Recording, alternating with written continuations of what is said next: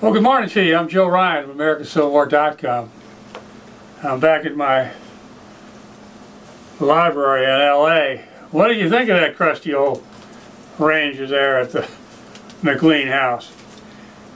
You calling me a lawyer? Liar, son? Who's calling who a liar? Well, you know, I went back to the books here and wanted to make sure. As a lawyer, one of the benefits of being a lawyer, if you have the right mindset, is you want to make sure you're absolutely accurate. And so you recall in my colloquy with the ranger, I referred to a book that Walter Taylor wrote, and I'm holding that book in my hand. It was written, I said, on the tape in 1907, and it was written in 1906. And this is what Walter Taylor had to say in 1906 about that particular issue of his absence from the McLean farmhouse.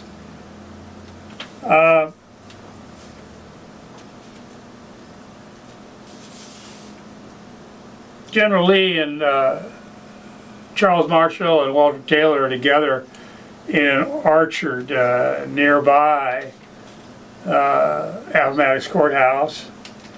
And Taylor writes, General Lee was informed by Colonel Whittier that General Grant had gone to join General Sheridan on the Appomattox front, and that it would take some time to communicate with him.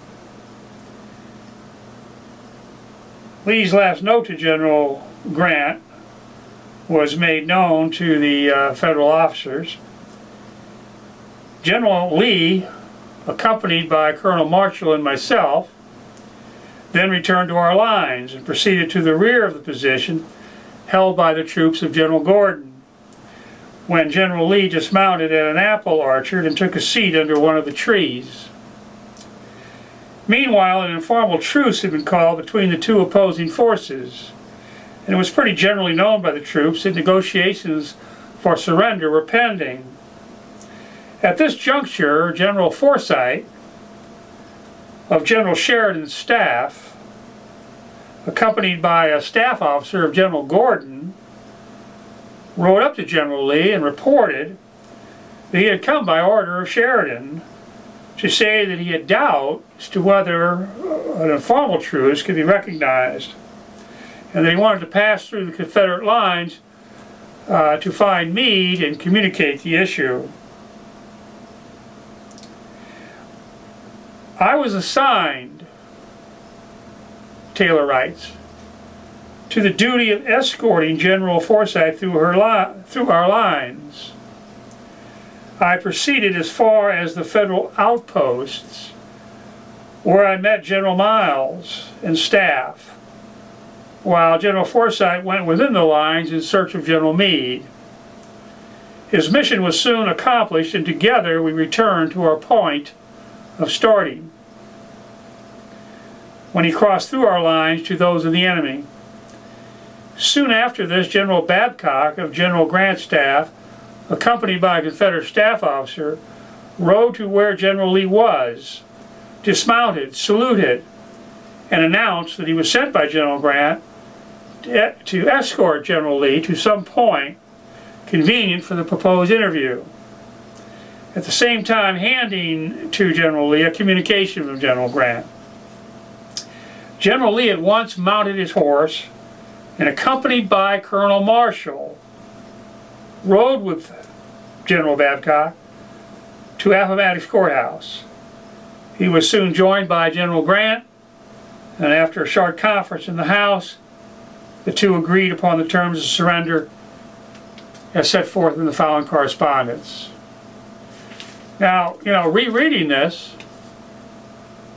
what do we notice, ladies and gentlemen?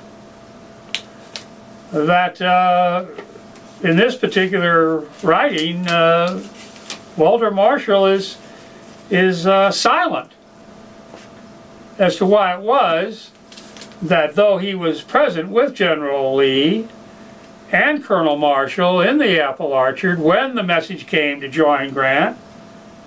It was Marshall and Lee that rode off, and Taylor stayed behind.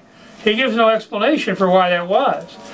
So that crusty ranger, who was a bit irritated, is not proven wrong by my reliance on that particular piece of Walter Taylor's writings. Now behind us here is a letter in Walter Taylor's handwriting that he wrote to Charles Marshall in 1894. And the authenticity for this letter is not challengeable. It came to me in 1992, almost 20 years ago. I'm as crusty as that old ranger. By a young lady, Peggy Haley, who was the librarian at the Sargent Memorial Room in the City of Norfolk's Public Library, where there is a collection of Walter Taylor's original materials, included of which is this letter. Now, let me give you a close-up of the letter.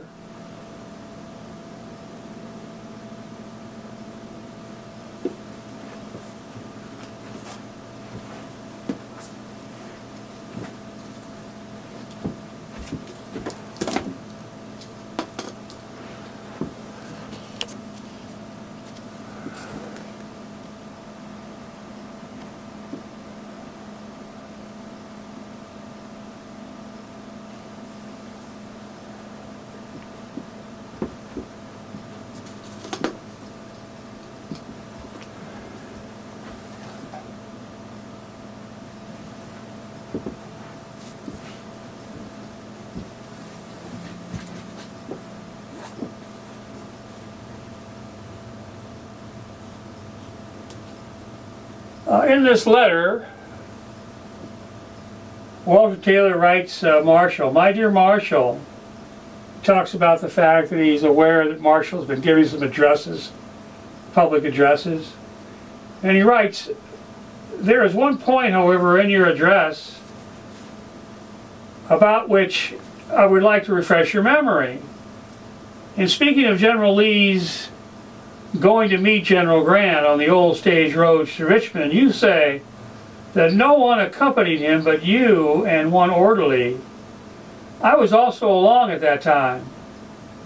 I accompanied General Lee by his direction when he first set out to meet General Grant. I was with him when, after passing our lines, we met the federal officer, whose name I do not recall, but you give as Colonel Whittier, and returned with him into our lines and to the orchard. Subsequently, I escorted General Forsyth through our lines, that he might obtain the sanction of General Meade to the truce between Generals Gordon and Sheridan, and return to General Lee before General Babcock rode up to announce General Grant's readiness to meet him." So far, Walter is being consistent with his 1907 rendition of his involvement in this matter. This is certainly unimportant, but it is desirable to be as nearly accurate as possible, even in small matters, when dealing with the incidents of that period. And I certainly agree with that last sentence.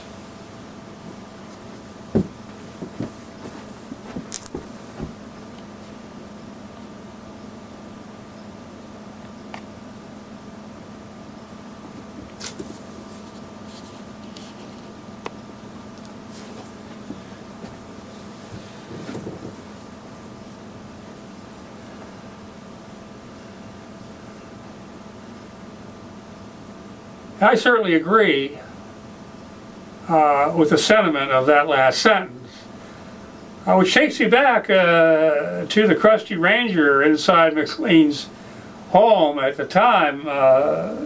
His tone was a little bit abrupt for a public servant, That's true, but at the same time, he was confronted with a aggressive Los Angeles trial lawyer who obviously had a different point of view. The essential fact that is in conflict between his understanding of the situation and my understanding as I offered it to him was the reason, the impulse, as to why it was that though Walter Taylor was in fact present, that's undisputable, with General Lee and Colonel Marshall in the apple orchard at the time the courier came up with the word that Grant was ready to meet Lee, why was it that Taylor didn't accompany the two? Walter Taylor was the oldest member of General Lee's headquarters staff. In 1861, when General Lee had been sent on missions by President Davis to West Virginia and then to Georgia and South Carolina to organize the peripheral defenses for Virginia, the first officer that General Lee hired was Walter Taylor. Walter Taylor was a graduate of an honorary graduate, to be as precise as possible, of the Virginia Military Institute. An intelligent young man who had been a banker in Norfolk, an occupation to which he returned after the war. And Walter Taylor became as close a confidant to a solitary individual like General Lee as possible. On many occasions during the war, it would be Walter Taylor that General Lee would call to in the evening, truculently sometimes, as Walter put it in some of his letters to his wife, to come and dine with him, alone in a tent. And Walter indicated to his wife on occasion he preferred that he could avoid the experience. Being that intimate with General Lee apparently was not necessarily a comfortable experience. So Charles Marshall would be the next closest member of the staff to General Lee, and Charles Marshall certainly became the most public spirited, speaking on behalf of General Lee after the war. But to get back to that crusted ranger and our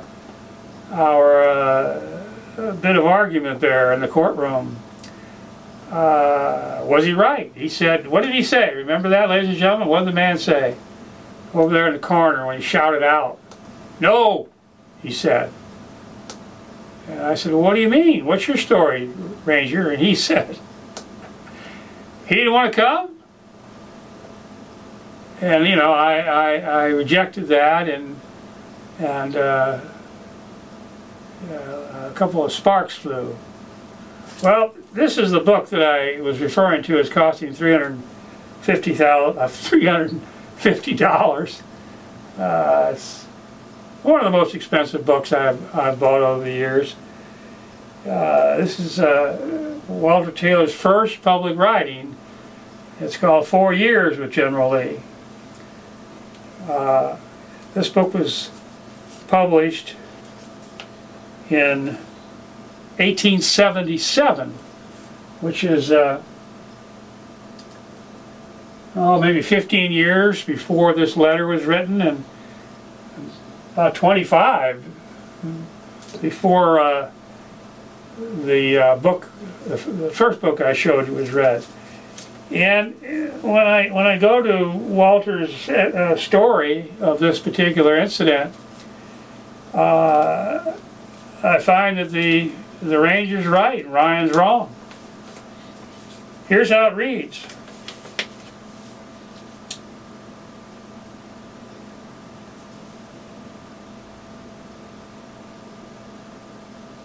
We continued some distance without meeting anyone after passing our lines.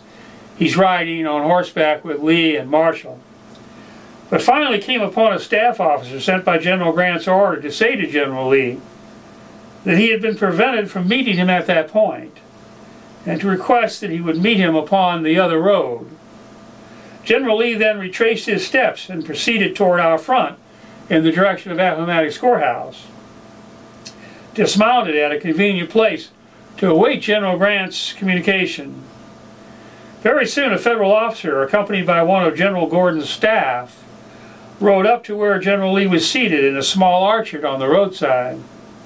This proved to be General Forsyth of General Sheridan's staff, who was sent by General Sheridan to say he had some doubt as to the authority of a truce.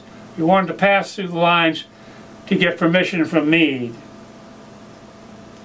I was assigned to the duty of escorting General Forsyth through our lines and back. This was scarcely accomplished when General Babcock rode up and announced to General Lee that General Grant was prepared to meet him at the front.